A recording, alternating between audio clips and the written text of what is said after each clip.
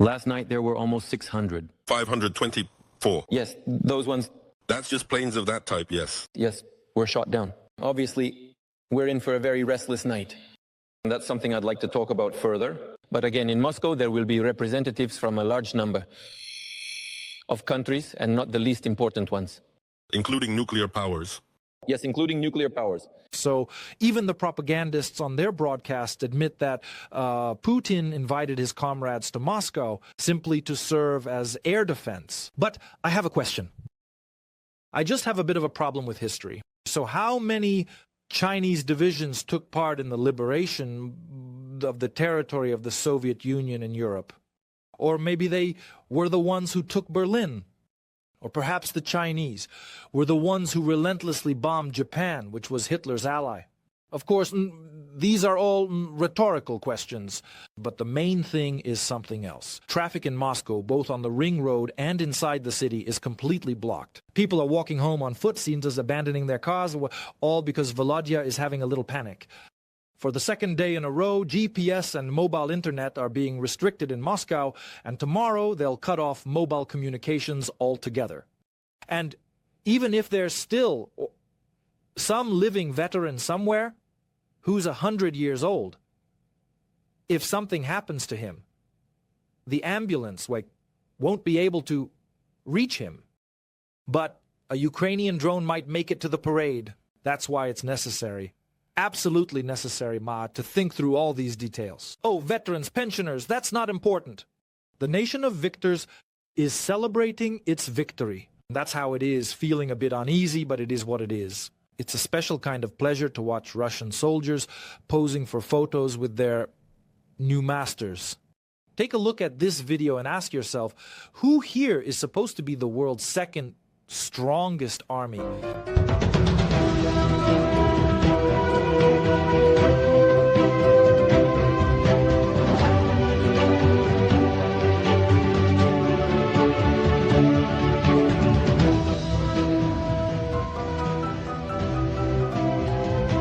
But let's get back to propaganda, because as you might have gathered from the beginning of our video, they're really nervous that we might do something at the parade tomorrow. Yes, including nuclear powers. So, you rat, have you completely lost your mind? Do you really want to turn the whole world against you? Of course, you think the whole world is against Russia today, even though in reality only a very small part of the world is against Russia. But how are we supposed to make sense of all this? Direct threats of terrorist attacks on Moscow. First of all, Zelebobik has completely lost his mind. Zelebobik lost his mind the moment he thought he could come to an agreement with your deranged scoundrel that if he pulled back some troops in Donbass, if he looked him in the eyes, then Putin would come to his senses and say, Vladimir, well, we're namesakes. We'll sort everything out. Everything's fine. Well, if Zelebobik had as you say, Zelebobik, more RAM, and if he had gotten internet at home sometime around 2010, then after seeing that video with Putin, he would have understood everything before he even became president.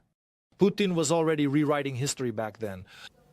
I have to disagree with you when you just said that if we had been divided, we wouldn't have won the war. We would have won anyway, because we are a nation of victors. And moreover, there are certain grounds for what I just said. If we look at the statistics from the Second World War, it turns out, and this is all documented, that the RSFSR suffered the greatest losses in the Great Patriotic War, accounting for more than 70% of the casualties. This means that the war was won without wanting to offend anyone, mainly thanks to the human and industrial resources of the Russian Federation. This is a historical fact. It is all documented. This in no way diminishes the significance of the role played by the republics of the former Soviet Union in the overall victory. Damn it! When I hear this, it just makes me boil inside. Let me Google it for you. A third of all USSR losses were Ukrainians, from 8 to 10 million people. 7 million Ukrainians were mobilized into the Red Army. Ukraine was a key rear base. Industry, agriculture. Damn, even Kremlin historians admit that without Ukraine, there would have been no victory. But Putin started this privatization of victory long before the occupation of Crimea, just because he could. And now his mouthpieces are already saying this in 2025. Can we say that we wouldn't have managed without Lend-lease? No, we would have managed. Let's go over this again. The victory over Hitler was achieved by the anti-Hitler coalition, which included the Soviet Union. Even Russian historians write about this. Solonin has a big article about this, but okay. Without Lend-lease, it would have been impossible to achieve victory on the Eastern Front. I'm not even mentioning that the total tonnage of German submarines, the German state, the Third Reich, was greater than the number of tanks produced. That is, they placed their biggest bet on submarine warfare, in which the Soviet Union did not participate at all. You understand, right? But for me, a vivid example is the T-34 tank, the Victory tank, which stood in principle in every Ukrainian and not only Ukrainian regional center. Its engine was cast from American aluminum. The armor on it is American tungsten. The tank had a turret that could rotate in a circle. It could do this only because it was made on a large carousel lathe, which the Soviet Union did not have before Lend-lease. Likewise, there was no way to independently forge the long 85mm G-gun that could penetrate the armor of the German Panther. All the equipment needed to forge this barrel also came across the ocean. The commander gave orders, guess, over the radio, produced by which country. The road wheels were rubber, made from American rubber. The gun fired thanks to American gunpowder. The explosives were also American. The brass shell casing was American as well. But if you put all of this together, it's a Soviet T-34 tank. Because the most important thing was to write on it. For the motherland. For Stalin. But taking it out on a monument which can't hit you back, that's exactly the tactic of these petty little scoundrels who just cause harm. Well, if they keep this up, soon enough it won't be T-34s on the pedestals in Western European capitals, but T-90s. Well, there's already one in Berlin, though it's not a T-90, but a T-72 that was destroyed by the armed forces of Ukraine near Kiev. And maybe it would have been a T-90 there instead of a T-72, but Russia has produced so few of them that, well, there are hardly any at the front. You could say they ran out there in the very first year, and even then, they would blow up completely after being hit by NLAWs and javelins. And basically, the T-90 tank, the T-90 Vladimir, wouldn't have come into existence or gone into mass production if it hadn't been for an order from India. I found out this information while I was preparing material about this so-called unparalleled tank. And this is something the designers from Nizhny Tagil themselves talk about. But that's a completely different story and not the one we're discussing now. Let's get back to the victory hysteria. I pinned this ribbon to my chest. At the beginning of May, you saw it. I did it practically live during my broadcast over the weekend. I don't take it off for a single day. Every day, wherever I go, I always wear the St. George's ribbon.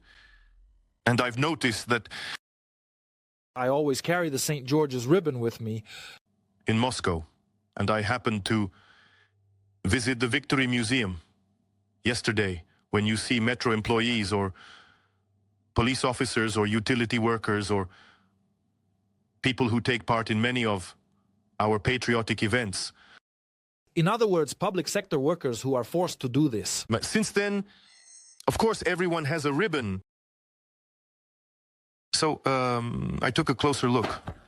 In the metro, you're walking, and you see that there are no ribbons. Well, how can you not say the belt feeds the cartridges one after another? But that's not the point. There are no St. George ribbons, not only in the Russian metro, but also in general, in videos about Victory Day from the Soviet Union era. I found a video from 1980, and I want to ask you to count, please, how many of these St. George ribbons you will see in a 30-second Bira sped-up clip. Mamayev Kurgan. On its slopes, veterans of the Great Patriotic War have gathered, having come to the banks of the Volga from all corners of the country. Along with them are young delegates from the Allied republics, the hero cities, and young people from the Volga region. Among the honored guests are Marshal Chvikov, twice hero of the Soviet Union, who commanded the legendary 62nd Army, former Sergeant Pavlov, after whom the fortress house is named, former sniper Zaitsev, whose words, "There is no land for us beyond the Volga," became the motto of the defenders of Stalingrad, Kontaria, who raised the victory banner over the Reichstag, and other renowned veterans. The point is that the St. George ribbon as a symbol only appeared in 2005 when RIA Novosti and the Regional Public Organization for Social Support of the Student Community, with support from the Russian budget, launched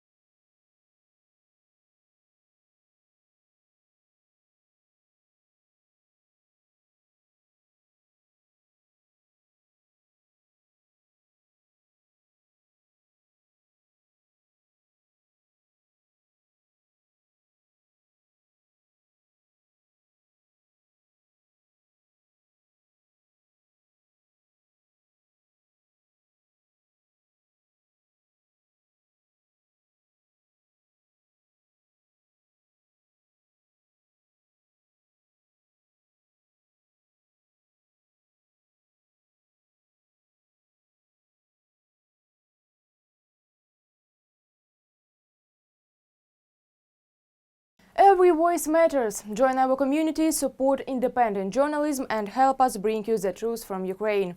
Become a member of Ukraine Today. Join us now.